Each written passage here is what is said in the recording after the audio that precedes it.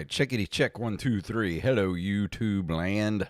Check. Checkity check 1 2 3. Checkity checkaroo. No echo today, huh? You hear it? Any echo. Don't believe so. Sweet. Checkity check. Yep. Nope. All sounds good on my Awesome. end. Let's get this shindig started, shall we? Let's get this road on the show. Let's do it. Here we go. 3, 2, 1.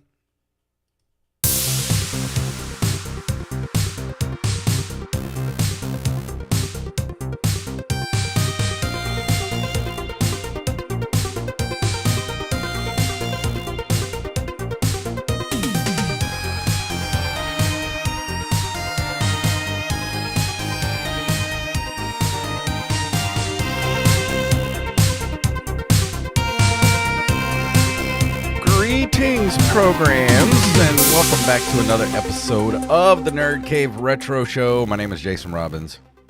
And my name is Derek Diamond. And so we had a big movie open up over the weekend. Still haven't seen it yet, but I'll get there eventually. Yeah. As we mentioned last week, the Super Mario Galaxy movie came out on April 1st. It was no April Fool's joke, which Nintendo could have really pulled a Nintendo and been like, hey, this was just an April Fool's joke. It'll actually be out in December. I got to see it earlier today. I had today off, so went to a nice morning screening of the Super Mario Galaxy movie. It hasn't been getting great reviews. Yeah. But I feel like the first one didn't really either. No, I think these movies are more for fan service than, Yes. They're not going to be, this is not The Godfather we're talking about. This is Super Mario Brothers. Yeah, and I will say Wally put it best. He wrote a quick review of it on Facebook. If you're a Mario fan or just a fan of Nintendo in general, you will absolutely love it. To me, it was just as good as the first one. It moves at a very fast pace, so it's something that if you're not really paying attention, you'll miss something. I mean, the story's not that deep. Yeah, and it's a Mario movie, but it's got great cameos. The score was great once again. I mean, it was in the first one too. If you like Mario, definitely go see it. It met my expectations, and Fox McCloud steals the show.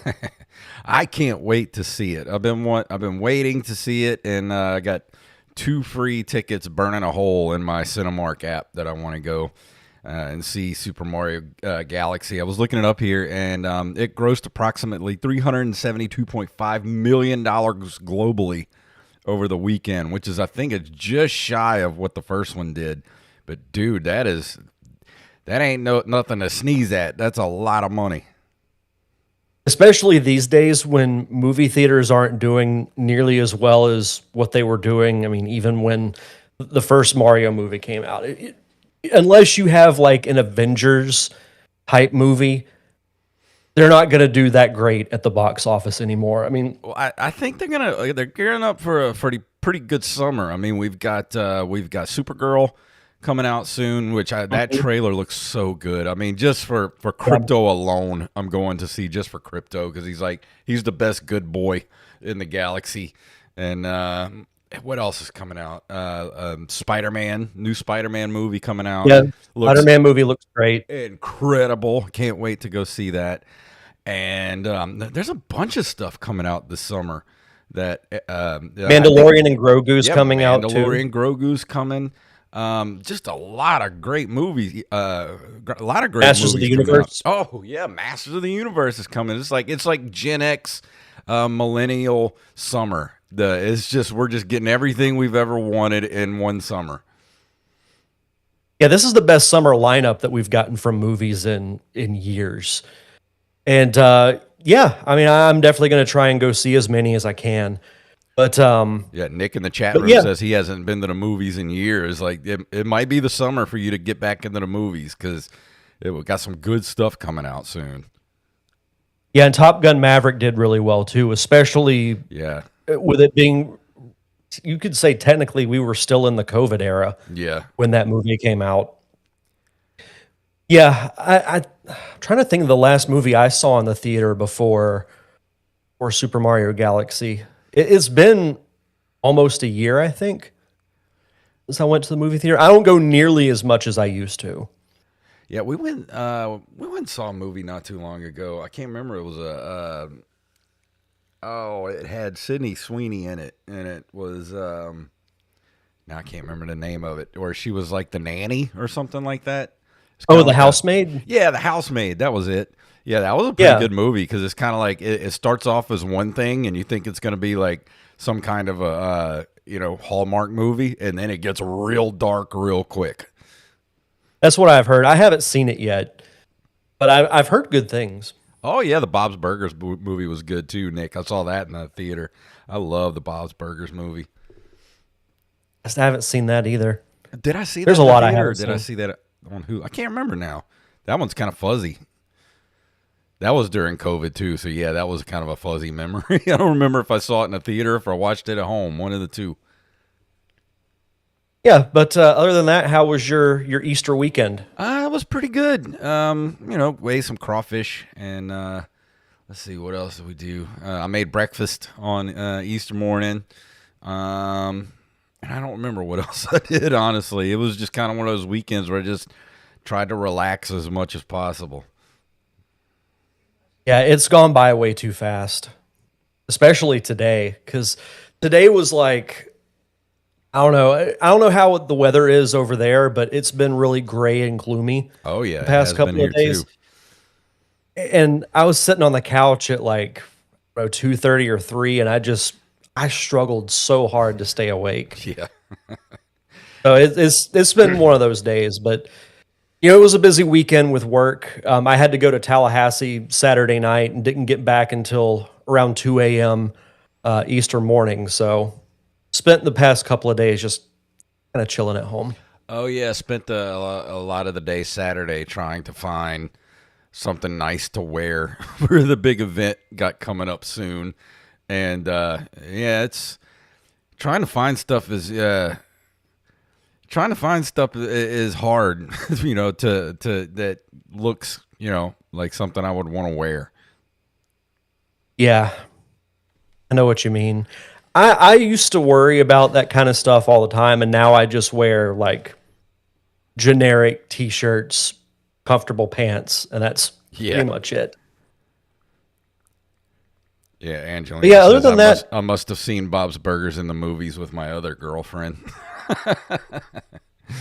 'Cause so we must have watched it at home. Then. interesting. uh, But yeah, that's pretty much what I did this weekend. It was tiring Saturday night. Got home and I think just pretty much just slept all afternoon, and then got up and I did work on some stuff for talked about not too long ago. I got some videotapes back for the old band I was in, Fall as Well, from back in 2004. Some of the shows we did, got some of those tapes back, and I worked a couple hours on trying to make an official video for our song Lazy Eye. So I've been working on that the past couple of days, and video editing like takes it out of you, man. I don't know what it is. You do it all day, but it's just kind of like it just wipes your mind out after a while. it does. And it's a lot of people don't realize kind of the mental strain that editing can take on you because Yeah. you got to figure out a way to it's like putting a puzzle together. You got to find the right clip here, the right segue there, make sure if you want to try and match action with song, doing that too. It can be daunting. But it's also kind of fun too. Well, Yeah. not kind of, it is fun. Like I really like doing it. I just have to shut my brain off after I've edited for hours and hours. Yeah, and if you're like me, where you're not very organized and you just kind of like have like 1,000 clips just kind of like all over the place, it gets kind of daunting. Yeah, I've learned that lesson the hard way. I used to do that all the time. But now I almost organize myself too much, but I lose track of stuff really easily, so I try to stay as organized as I can. But oops, I hit the wrong button. Brought up the show title. But that's about all I got. Other than playing Balatro, I didn't really play too much. And want to let everybody know, since the next couple of weeks, things are going to be kind of crazy for me trying to get ready for the big show I got coming up on the 21st. So next week we're going to do. Who was it that brought up the top 5 we're going to do next week? I think it was Nick. I think it was Nick. We're going to do top 5 Disney games. And it doesn't matter, if it's NES or Super Nintendo, whatever Disney game you like, top 5 Disney games. That's what we're doing next week. And then we're going to take the 20th off because that's the week of my big show. And then we'll be back the following Monday. So everybody knows next week is top 5 and then no show then the week after. Everybody got that? Got that? Good. Settled. I will be here on the 20th waiting for your call. No, I'm kidding. When's he going to call, man? I thought we had a show. But that's about all I got. Anything else you want to talk about before we go into the news for this evening? No, I don't think so. All right, well, let's do it.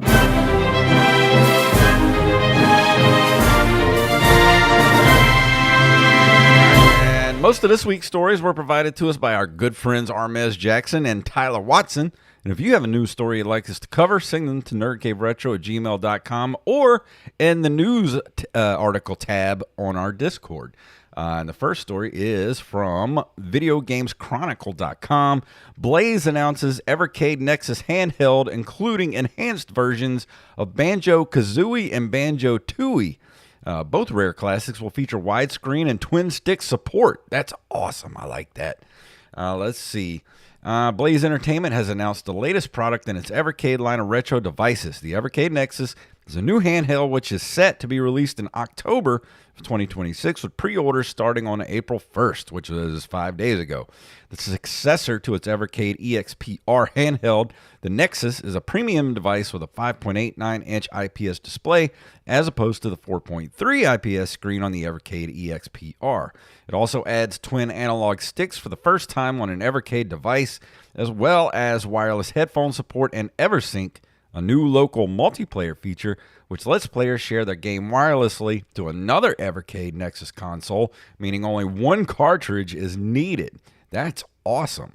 It is compatible with more than 80 Evercade cartridges, featuring a total of more than 80 Evercade cartridges already released since 2020. But will also come with a new cartridge containing enhanced versions of Banjo-Kazooie and Banjo-Tooie. Both games have been customized for the console, offering performance and graphical improvements, including widescreen support, an overhauled camera with twin stick support, D-pad control support, and unlockable content, and more. So what do you think, Derek? Is this enough to get you to throw down $200 for an Evercade Nexus? So funny enough, I recently started another playthrough of Banjo-Tooie. I haven't played it as much as Kazooie, but I was just kind of in the mood to play it. And then I read this, and I'm like, okay, of course you're going to announce this as I'm playing through the game currently. Yeah. I will seriously consider it because in going back and playing through Banjo-Tooie, there's a lot that needed to be fixed about that game. And I know Kazooie is the same way. So I will seriously consider it. I was planning on getting the portable Evercade, the rare themed Evercade portable. But I may get this instead. I'm not sure. I'm tempted. I'm very, very tempted. And there are so many games for the N64 that can be fixed simply with just an overhaul of the camera and twin stick support. If you could fix that, if you could do that for Banjo-Kazooie and Tooie and do that for countless other N64 games, you could put them all on this, and I would buy this and play them again. Because there's a lot of N64 games that I liked back then, but I cannot go back and play them now because it's just too it's too weird to go back to that single stick era of gaming. Yeah, it'd be interesting to see if they would do kind of a rare collection, kind of like they're doing with their portable, include like Conker's Bad Fur Day. I don't know if they could do Donkey Kong 64, but why not? Yeah, I Why mean, not do it? just do it. I mean, I'm Yeah. sure Nintendo would let you just license it. They'll take the money. Oh, absolutely. I will seriously consider getting this. I probably won't get both this and the portable, but it's tempting. Yeah. I'll say that. Next up from ScreenRant.com, Zelda Ocarina of Time remake comparison footage has gamers stunned. As we continue to celebrate the legacy of The Legend of Zelda as a franchise with its 40th anniversary passing this year, it's understandable that the series' vast community of fans is looking back at their older games for a refreshing shot of nostalgia. Regardless of how you feel as an individual, the original Ocarina of Time is considered an all-time classic by most of those who have had the pleasure of playing it. As you might expect for a game that came out in 1998, it does definitely show its age graphically, and whilst that isn't a problem for many, it would be nice to have a visually improved version. There was a remake for the 3DS that did improve the graphic quality, and I know the DS did quite well, but we've been wanting an Ocarina of Time remake on a major console. Yeah. Really since the Wii, in my opinion. Like I don't know why this hasn't been done yet, but I mean, continuing with the it's just one of the most popular Zelda games, and it's crazy that they haven't done this by now. and it says here over on YouTube, the channel El Analista de Bits shared a showcase comparing footage of the original Ocarina of Time alongside an Unreal Engine 5 fan project being developed by CryzenX. It's safe to say that the new version looks very cool and shows the potential of an official remake, even if it does have that often unpopular UE5 sheen. It does look great. And we've mentioned this kind of off and on the last couple of weeks. It is rumored that there is going to be an Ocarina of Time remake for the Switch 2. I think it's very likely to happen because Nintendo's got to do something for the Zelda 40th. I mean, they didn't even acknowledge it on the actual day. So if you announce an Ocarina of Time remake and not just kind of tweaking the graphics, but like rebuild it from the ground up, that will sell consoles, in my opinion. And they need to do a complete. I will get one. If they did a complete remake of the original Legend of Zelda, like they did the Link's Awakening, in that engine, I would probably that would probably be enough to get me to buy a Switch 2. If it was a Switch 2 exclusive, the original Legend of Zelda just redone, I would buy it for that. That's another one. Why hasn't Nintendo done anything like that? They could add so much to it too. I mean, just overhaul that whole first game. Same play style, but just make it feel like I'm playing like Link's Awakening. Yeah, that remake. Like that was one of the greatest remakes I've ever played. Like that game was so fun. Yeah, it reminded you of old school Legend of Zelda and Link to the Past. Yep. Who knows? Maybe we'll get that too. I mean, if I was running Nintendo, it absolutely would happen. I would do both a remake of the original and Ocarina of Time. Yeah, if we were running Nintendo, we'd be doing things a lot differently. Ain't that the truth? Let's see. Next up, we from Vice.com. Game Boy Advance RPG re-releases next week, fully remastered on. Let me read that again. Game Boy Advance RPG re-releases next week, fully remastered on modern consoles. A brand new remaster from Mighty Rabbit Studios updates a Game Boy Advance era classic genre blending sci-fi adventure for PC, PS5, and Nintendo Switch. All the way back in 2005, the original release of Sigma Star Saga hit the Game Boy Advance. The GBA was a few years into its life cycle at that point, and Nintendo DS was actually already on shelves. Despite arriving in the crossover period, Sigma Star Saga quickly became a fan favorite thanks to its mashup of shoot-'em-up and RPG genre elements. Let's see. Sigma Star Saga DX improvements. And an updated version. Sigma Star Saga DX is an updated version of the original title that aims to bring the sci-fi adventure to consoles and PC for the very first time. The updated version is ported by the team at Mighty Rabbit Studios. The project retains the graphics, gameplay, and audio of the original GBA release, but does make some nice quality of life improvements. Let's see. An improved map, decreased random encounter rate, gotta like that, rebalanced EXP system, adjusted auto fire, additional save points, and assorted bug fixes. The game also includes a variety of new extra features such as concept art gallery, a music player, multiple border art options, a rewind function, and save states. Love to see it. Yeah, those are great additions. I don't really remember Sigma Star Saga because, like the article said, it was kind of in that period where the DS was already out. I had moved on to it at that point. So I think it's cool that, games like this that come from that period. And I wish the same thing would happen with like the NES games that were released after the Super Nintendo came out. Yeah. Kind of giving it a new lease on life. I mean, it looks cool. So I really like that, actually. It's kind of up my alley because I do love games that it kind of reminds me of things like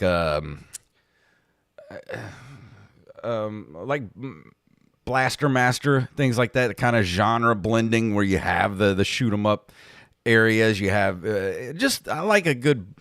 I don't like straight RPGs or straight shoot 'em ups, but if you give me a good shoot 'em up mixed with an RPG and it's not too far in one direction or another, I like that. It makes me not have to think too hard.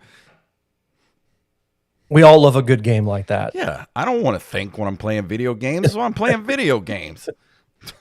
It's an escape. I don't want to do math.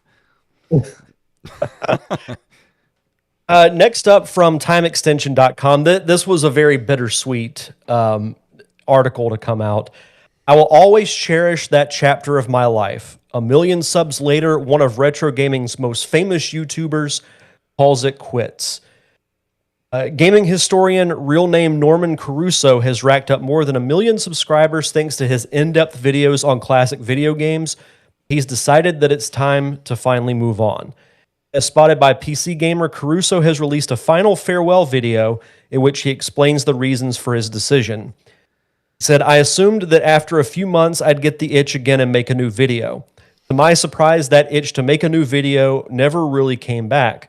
I definitely tried to make something else. I even announced it on social media, but my heart just wasn't in it, and I knew that if I ever finished that video, the quality would suffer. That's when it finally clicked. I was ready to move on from the gaming historian." His parting gift is a shed load of documents from one of the most important legal cases in the history of the video game industry, Nintendo's 1982 tussle with Universal Studios over the name Donkey Kong, which Universal tried to argue was a trademark infringement of King Kong. He has uploaded the documents to the Internet Archive and has also sent them to the Video Game History Foundation. His new focus is an old-timey podcast, a history podcast series he hosts with his wife, Kristen. So if you've ever watched a gaming historian video, like you knew the time and the effort that he put in. Like this was... He was the Ken Burns of video game documentaries. This is honestly like this. His videos could be on a streaming platform. Oh yeah, like a Netflix or something like that. Like they're that good. Mm-hmm. And I totally understand it. I mean, that's one of the reasons why I stopped doing my show is I just kind of lost the passion for it. And I mean, it happens. Yeah. The good thing is that, it's his sad. Yeah. content, it is. I also understand it. Gaming historian. I always look forward to his videos. The very last one he put out was the Oregon Trail. And you can tell he put so much energy into that, it probably just wiped him out. Yeah. And it happens, like shows, even like this, like podcasting, doing YouTube shows. We don't just sit at a computer and then talk. Like there's a lot more that goes into it. So knowing the time and the effort that he put in, I totally get it. But like I said, the great thing is that his content, like, it'll live forever. And I was It'll trying live to get long him. after we're gone. I was trying to get him on the show here for an interview for the longest time. We had a back and forth over on X or Twitter, whatever you're calling it these days, a couple of years ago. And he was going to do the show, but we never could get a time that was right to have him on, and eventually just kind of fell apart. But I really wish I could have gotten him on the show to have an interview with him, because it's so impressive what he did with his videos, and the amount of work and not only to making the video, but just the behind the scenes stuff of the research that went into his videos. And you look at the one that he did for the Oregon Trail. I mean, the footage that he got, the interviews that he got for that. I mean, that video must have taken years to put together. Yeah, it was really impressive. Probably the most impressive video from just a quality and content standpoint that he ever did. And it's amazing. And if you've never seen any of his videos, just go check out the Gaming Historian on YouTube. And he said, look, like, I'm going to leave my videos up here forever. So they'll always be able to be watched on YouTube, and they're worth every second. Like, he never put out a bad video, and they're always well researched and just really interesting. And like I said, he was like the Ken Burns of video game documentarians. And just, if you've never seen them, please go check them out. Yeah, absolutely. And let's see, what is this last story here? This was put into our Discord news articles today by Tyler Watson. This is from Kotaku.com. Double Dragon River City creator Yoshihisa Kishimoto, I hope I'm saying that right, passes away at 64. Let's see.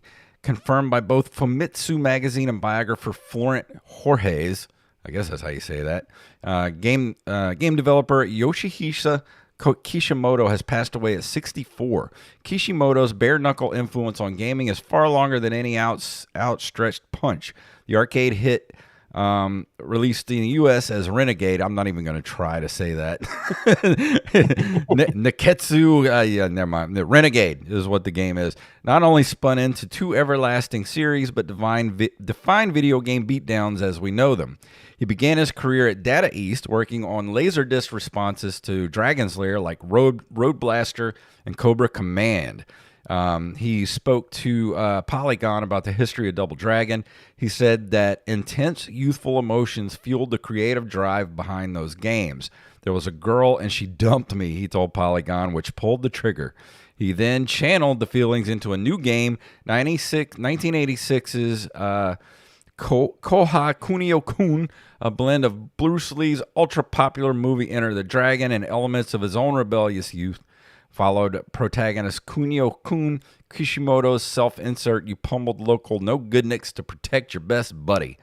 Let's see, and he kept going on. He eventually, let's see, it wasn't the first beat him, but the player's ability, blah, blah, blah, was localized worldwide. Renegade, this cultural split happened to birth not one, but two legendary game series, Double Dragon and River City Ransom. It was such a hit for publisher Technos that he became their next mascot, albeit squatted down into a cuter appearance and starring in athletic games. Yeah, I don't know if I ever saw the original what the game that they're talking about here that was the basis for River City, but all of his characters all kind of look the same. Like they have that squat kind of. When you know them, you see them. You know those characters he had. But 64 is way too young, man. And just think, he was what? And that was what, 30? When did those games come out? Like 85, 86? So that was what, 30? years ago or so. So He'll be 40 at this point. yeah, so he was in his late 20s, early 30s when he was making those games. But yeah, that's 64 is way too young. He would have had plenty more left in him, if not for death comes for us all, I guess, at some point. Yeah, and I've never played Renegade, but I obviously know about River City Ransom and Double Dragon, the games that came out after that. So it's still a very popular genre. I mean, that's when I think of arcade games, I think of games like this, like those side-scrolling beat 'em up type games. And I will say this, because I didn't know about his backstory and kind of using like traumatic experiences in his work. Yeah. That proves that anyone who says that you can't use your trauma for therapy to create something great, Yep. out of your mind. Yeah, it said Double Dragon was his biggest hit, and he would regularly revisit the Double Dragon series as director or producer, even as recently as 2017's Double Dragon 4. Sweet. Interesting. Makes me want to go play some Double Dragon in his honor. I know. Might be able to beat Jimmy Woods' score. Yeah. And he didn't even have that much. What did he say? Something like, you got 20,000 in Double Dragon? And like, Something like that, yeah. Like, that's not that much. That's like stage It's like 2. My brother over here, he could beat you. Yeah. We need to And of watch course that he did. again. We should do an updated commentary track for the Wizard. 10-year anniversary.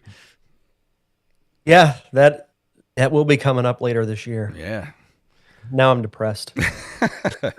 But we're running a little late, so we're gonna pause this month in video game history, if that's okay with you, unless you want to just blaze through it real quick.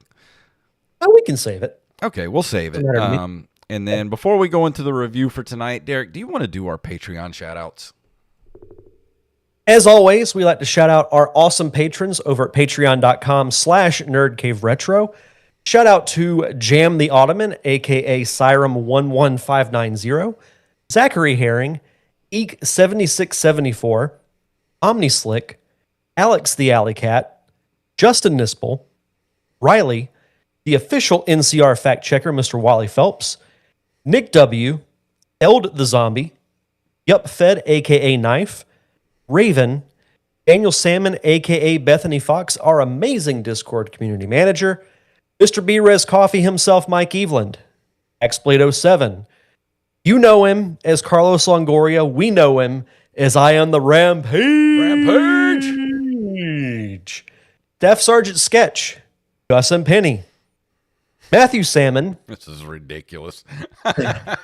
Long dramatic pause. And now we introduce a man who is known all around the world. Being accompanied by his manager, Sir Marcus Vontavious Alabama Chicken. He is known in the fighting city of Philadelphia as Marco Sandwich. Known in the exotic dance world as Yvonne. Mm-hmm. Known on the financial district as Richard. I forgot about that one. That one's, out of all the elaborate names that he has gotten, Richard might be my favorite, just because it's such an accountant name. Yeah. Known on the West Coast as Ellis. That makes no sense. It's just something I come up with. The American Salad. Venus, the golf instructor. A man who knows his potato. Dream Chaser. He is a violinist. He is a pianist, and he is overall an enjoyer of music. He is the undisputed Nerd Cave Retro Heavyweight Champion of the World, Joey Eamon. It's just getting so ridiculously long at this point. Yeah. We might have to just record it separate and I'll just plug it in. You can get my real-time reaction to it. Yeah. Like, God, the guy announcing that sucks. He's so lame. And last but not least, Mama Diamond. Donna Diamond, thank you all so much for your continued contributions and keeping the lights on for us here at the Nerd Cave Retro Show. For as little as $1 a month, you get a couple of cool things. You get your own RSS feed that you can plug into any podcast app that you use, and you get ad-free episodes. Every single episode is ad-free. If you want to listen to conversations like this completely uninterrupted, it just costs you $1 a month. And you get early access to our bonus episodes, which include commentary tracks, roundtable discussions. We've even done a Dungeons and Dragons campaign in the past. Most recently, we did a commentary for the Super Mario Brothers Super Show. And also coming up, we will be doing a roundtable discussion of The Warriors, which you reviewed the game a while back. We're going to do a roundtable on the movie with TV's Travis, who you've been on his show multiple times in the past. Yep. So that's going to be fun. I can't wait to have Travis on the show again. He was actually on another roundtable Patreon episode here for Killer Clowns a few years ago. So he's going to be back for the Warriors, which I'm going to have to find time to watch that this week too. Even though I've seen it a million times, I still want to be fresh on it again. I haven't seen the movie in forever, so I'm going to need to find some time to watch it. But yeah, if you want all those perks, if you want to be a part of our awesome Patreon community, just head over to patreon.com/nerdcaveretro. And for new patrons, be sure to send us your social media info so we can give you a proper shout out. And tonight we're going to be talking about...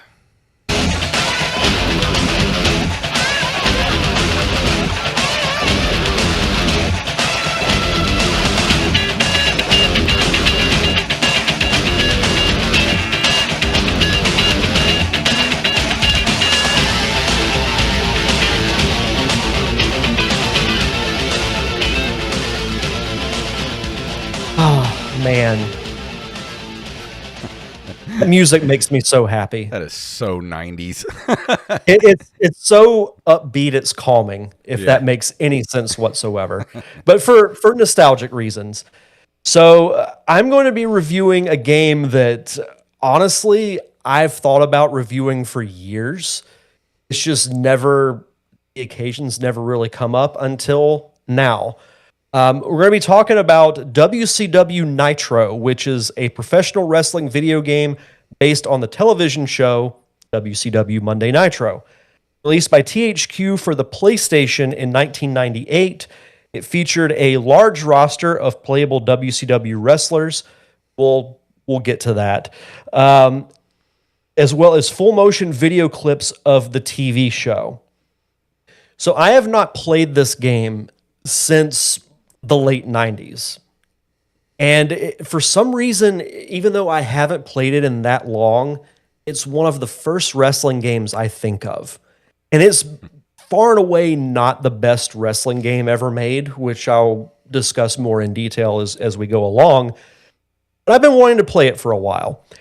And the thing about this game that to me makes it stand out more than any of the other games at that time, it featured an intro with actual clips from episodes of Nitro. Yeah. So you almost felt like you were watching the show, not playing a video game. And then once the clips are done, the logo pops up and you hear the voice of Mean Gene Okerlund saying, "Welcome to WCW Monday Nitro." And you see the logo flash up.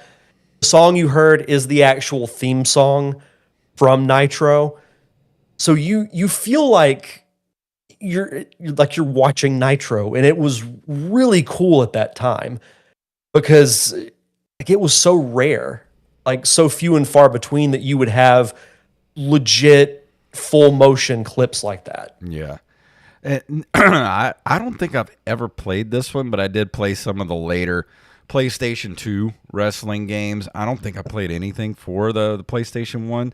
And did you play the PlayStation version or the N64 version? Because it said there was an N64 port and a Microsoft Windows port later in 98 and 99 with updated rosters.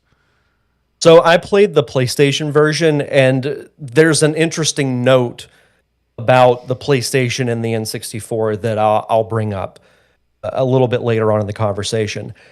But the first thing that I did once I started playing this game, and this was the thing I remember the most, are the little promos, or in the game they're called rants. Yeah. But when you're at the selection screen and you only start with 16 people, which for a wrestling game these days is like, it's laughable. Yeah. But back then it was, yeah, well, I mean, you could unlock quite a few people. I wasn't a fan of the fact. It was a far cry from games like, WrestleMania on the NES where you only had like 6 wrestlers to choose from. Yeah, like, true. That is true. So I guess that is a decent jump.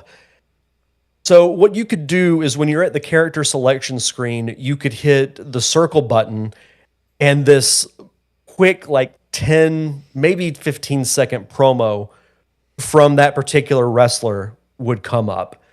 And they are really cheesy, but they are so funny. Like, when you select Ric Flair, he pops up and he does this whole thing, he's going to style and profile and all this, he does his trademark woo. The funniest one that cracks me up is Diamond Dallas Page's. So the roster is, name-wise, it was up to date, but look-wise, it was a bit out of date. It was like about a year out of date. And DDP used to do this thing where he would smoke a cigar, like a huge cigar on his way to the ring. And when he comes up on screen, he's like, and he's the only one that acknowledges that he's like in a video game, which is kind of funny. And he's like, there's no debate. You got to pick the man with the plan. And then he holds up his cigar and you got to pick DDP, and then takes a big whiff of the cigar. And I'm like, this is so stupid, but I love it. But it's fun. That's just fun. It's fun. Yeah. Now, once you get past that, like, the game has great presentation, and even the graphics aren't great, but for that period of time when a lot of the characters and the graphics looked, quite frankly, kind of terrible, it doesn't look all that bad. Yeah, like, it's not great. I didn't get a chance to look at any video of it, but I'm looking at screenshots here. It looks decent. Like, it's not terrible. I've definitely seen far worse when it comes to games from that era. But once you get past the presentation, this is not a great game, unfortunately, for a couple of different reasons. One, the game is pretty bare bones in the sense that you can do normal exhibition matches, like you can do one-on-one, you can do tag teams. You can also do a single-player tournament where you essentially fight, like, I think you fight 10 opponents in a row, and then you win the world championship. There's no, like, cage matches, no hardcore matches. There's nothing like that. It's just very, very bare. And I maybe it was the limitation of the PlayStation at the time. I don't know, but it seemed like there was a huge jump between what you're saying this game had and what the PS2 had. Because, we played a few PS2 games at this point for the WWE games, and there's still some I need to get to that I haven't played yet. But the PS2 games they're pretty advanced for what I thought games were back then. Like, I don't remember it being that great, but then going back and playing some of the ones that I've done already, I was like, wow, these really kind of hold up like crazy. They do. And I kind of look at this game as that bridge between the NES, Super NES, and then what was kind of perfected with the PS2 games. Yeah. So this game, even though it was released in 1998, it was supposed to be released in 97. But because WCW versus the World was doing so well, they didn't want to disrupt that. Essentially, like they didn't want to compete with themselves. Yeah. So they pushed it back. And that's an unfortunate thing, and it's obvious when you look at the roster because if you watched WCW around that time, you realize that several of the people look way different. Like DDP had his old gimmick. Sting had the crow face paint, but his hair was still kind of short. And also, like, Sting didn't talk around that time. He just like came down from the rafters, beat the crap out of the NWO, and would leave. I thought it would have been hilarious if they had just put him like on screen and he just points the baseball bat right at you. But again, the game was kind of out of date. Yeah. And 98 was way different than 97 in my opinion. And then the N64 version came out later on and had a more, as you mentioned earlier, an updated roster. Well, the Like leaps and bounds that we were making in the late 90s, especially with like computers and video games, and something that I don't miss of that time was you could go and buy a computer, like top of the line computer at this time in like 97, 98. And by the time you got it home, it was already out of date with all the improvements that were being made, like just at lightning speed. So a year, and not just that, but just a lot can happen in a year, especially with something like wrestling or sports and just stuff like that. Like if you delay something like this for a year, a lot could change. A year back then felt like a year, not like now, where it's like I still think it's like 2019. Like basically. Time's going a lot faster now, and it doesn't seem like we're not making the leaps and bounds, especially with like video games and stuff, as much as we used to. Like there's not much. To the layperson, there's not much difference between what a PS4 can do and a PS5. Now we're about to have a PS6, and it's like, is it really that much of an improvement over a 5? Not really. You can, like, I'm still rocking a MacBook Pro from like 2012. It still works perfectly. It's a 14-year-old computer at this point. It still works great. Back then, like, man, things were out of date real quick back then. Yeah, absolutely. And it's fun to unlock like all the different characters because it does have a pretty lengthy roster once you unlock everyone.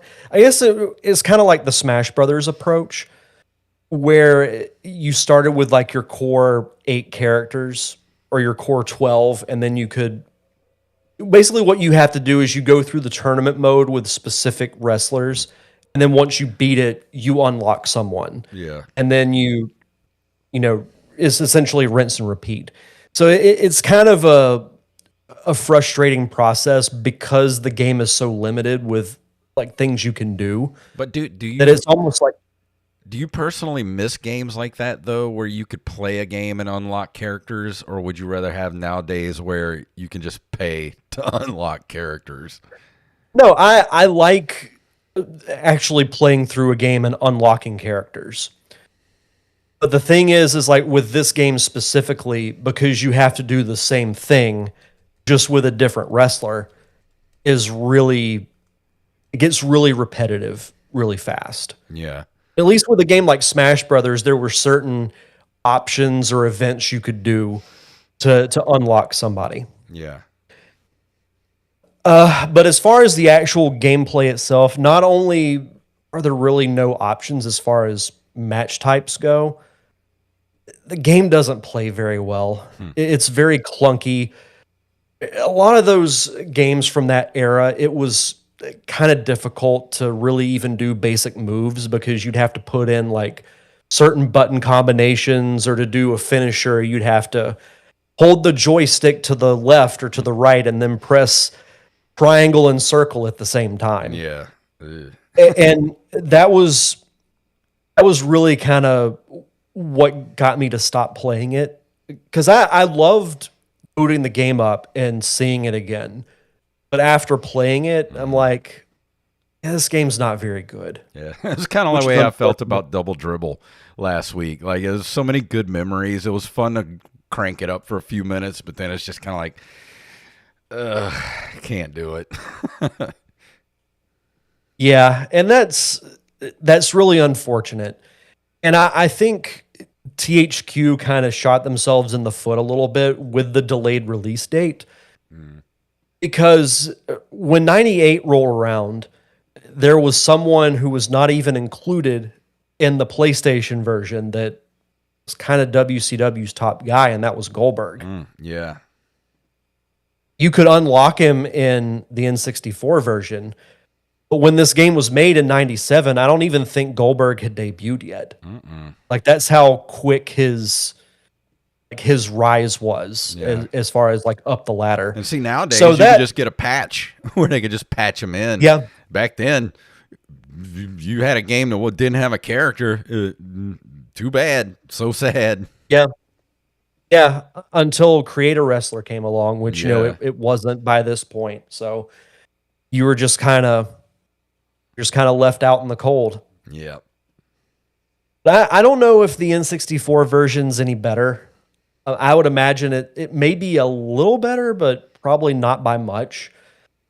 Let's see. As far as the reception of the game goes, it received mixed reviews upon its release for the PlayStation. It was praised for its dead-on WCW atmosphere and large roster. Some reviewers, though, complained of drops in frame rate when more than two wrestlers are on screen at once. That absolutely did happen. Yeah. And that's one thing I'll say, too, is even the set, like if you pick Nitro as your arena, it has the same entryway. It's got the two big WCW signs on the side. It's got the commentators table out in the corner. And you didn't get full commentary, but you got little sound bites. Yeah. Like if you hit somebody with a pile driver, you'd hear Tony Schiavone yell, "Hey, he got him with the pile driver." And if your opponent would kick out, you'd hear Bobby Heenan go, "Oh, he kicked out." Just like little quick bites like that. But see, that's what I loved about the PlayStation 2 versions of wrestling games, because they would have by that time they had perfected like just having ongoing commentary. And it's like that was pretty advanced for that time. Oh, for sure. And now I can't imagine a wrestling game without it. Oh yeah. And when the commentary really started to take off, if you used like create a wrestler, it was very generic, but now you can pick like custom nicknames that the commentators will even say. Yeah. So it's come a long way, even from the PS2, and the GameCube days. It says here, GamePro complained that some of Nitro's moves require too much patience and practice to perform. Next Generation instead complained that the moves are so easy to pull that gameplay is reduced to a contest of button mashing rather than anything requiring a modicum of strategy, tactics, or skill. Jeff Gertzman of GameStop said the game does not have either of these problems. So you ask three people and you get three completely different answers. Rather than rely on senseless button mashing to execute moves, Nitro instead has more of a fighting game style to it, each move having its own set of buttons that trigger the move. Yeah, but I don't want to hit like a 6-button combination to perform a freaking leg drop. Yeah. It was just too much. Like, I got what they were going for, but if you're trying to do combos, it's got to be 2 buttons at most. Yeah. Because especially if you're playing against somebody, you're going to spend more time trying to remember the combination of buttons you're supposed to hit. Yeah. And that's just going to take away from the whole experience. And it's not like you're back in the days when you had your special moves written down for like Mortal Kombat 2 for your favorite character, because mainly that was just like back, down, forward, hit, punch. You know, that stuff was relatively easy to remember, but I know what you're talking about when this games like this, where it's like hold the right trigger, tap the left bumper, hit the X button up, and then on the left trigger or the left thumbstick and do a counterclockwise. And it's like, no, I'm not doing all this. I'm not doing it. And you'll do all that just to hit somebody with a clothesline. Yeah, just to do one thing is like, ugh, what were y'all thinking? Just because you had the buttons doesn't mean you have to use them all. Before I give my kind of number score of the game, I did want to list just a couple of the unlockable characters. And some of them are actual wrestlers. Some were, I think, THQ workers. And then there were some just silly ones like a lot of the games back then had. Bobby the Brain Heenan was one. Chris Jericho, Disco Inferno, Ecto the Ghost, which for some reason I remember very well. Eric Bischoff, Ivan the Bear, Jimmy Hart, Medusa, Mean Gene Okerlund, Miss Elizabeth, Really? old school Hulk Hogan, Randy Savage, and Sting. Wow. Rey Mysterio, Steven Regal, Tony Schiavone, and the Ultimo Dragon. So there were quite a few names that you could unlock, which is cool. Like having the the original Hulk Hogan, the original Randy Savage, and Sting was really cool. But yeah, I just don't want to do the same thing over and over again to unlock different people. Yeah. It says here, too, in its first month of release, it was second best-selling home console video game by unit sales behind Resident Evil 2. That's pretty high company. I know. But Which is, I mean, that shows you how popular wrestling was back then, is that even if the game sucked, people are going to get it because it has that name attached to it. But as far as my number score, this was a fun trip down memory lane for the most part. Like if you were a fan of wrestling around that time, specifically a WCW fan, you'll like it for its presentation. Once you get into it, you're probably gonna you might get through 2 matches before you put it down. Yeah. It honestly, the best way I can compare it is it feels like an arcade game that was never fully completed, but was put out in arcades anyway. Yeah. It might have been easier to play in arcades with just, a couple of buttons and a joystick. Yeah, and honestly, it feels more like an arcade game than a console game, if I'm being perfectly honest. Yeah, so I don't know. Yeah, but number score wise, I give it a 4.5 out of 10. I still give it. I'm not going to give it like a 1 or a 2 because I really liked the presentation, but the lack of stipulation or specialty matches, starting with kind of a bare bones roster, brings it down for me. Yeah, I'm pretty sure that if you're going to play any wrestling game, start with the PS2 or the GameCube. Yes. That's probably the best those games. That's when those games really started to become good, was that era. Yeah, absolutely. But that brings us to the end of this episode. Like I said, next week will be top 5 Disney games. So get us your lists, whether on the Discord, email them to us. You got the voice cast. You can go to voicecast.app/NCR. Leave us a voice message. Doesn't cost you a thing. You don't have to leave any. You don't have to sign up for anything. None of that. You just go there, leave a message, and we'll play it on the show. Or you can wherever, Threads or Facebook. Just get us your list. Top 5 Disney games, everybody. And then just to remind you, no show in 2 weeks. So no show on the 20th. And Derek, anything we need to throw out there before we leave tonight? If you just want to follow me on Instagram and Threads at Derek D. Diamond. I've been trying to get a little better about posting on social media. As I mentioned last week, I kind of took a break from it for a while. So you can just give me a follow there.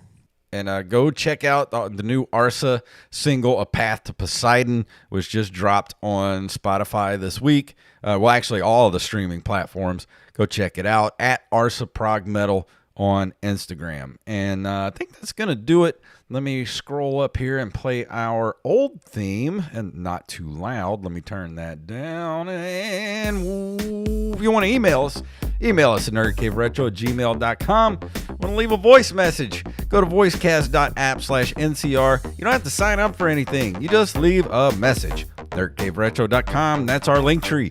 That takes you everywhere you need to go. All the social medias, the Patreon, the voicemail, and of course, the merch shop, which is at ncrmerch.com. We got all kind of designs for t-shirts, hats, stickers, magnets, bags, mugs, whatever your nerdy heart desires. Let me tell you, our most popular item is Master Blaster Runs Bartertown t-shirts. We sell a ton of those t-shirts, so go pick yourself up one at ncrmerch.com. And if you can't do that, I understand. Times are tough right now, everybody. I get it. If you can't do any of that stuff, you're broke. It's free to leave us a review or a 5-star rating on all podcasting platforms. Derek, please tell them what it's all about. Woo! Master Blaster runs Bartertown. And that's an episode, everybody. Woohoo! Oh, went right at an hour. That's pretty. Yeah, we did. It's pretty efficient. 59 minutes, 57 seconds. You can't get closer than that. That was good stuff. No, fun show. Yeah, thanks for hanging out with us in the chat room. And Nick, what was he saying? He said something a little while ago.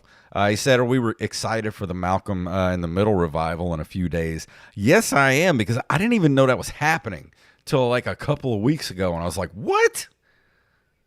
Yeah, I think it's like a 4-episode thing they're doing.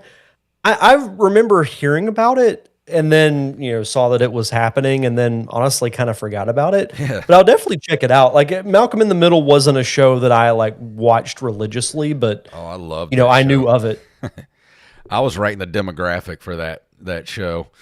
And yeah. Also, too, just speaking of shows that revivals, dude, the Scrubs revival is really good.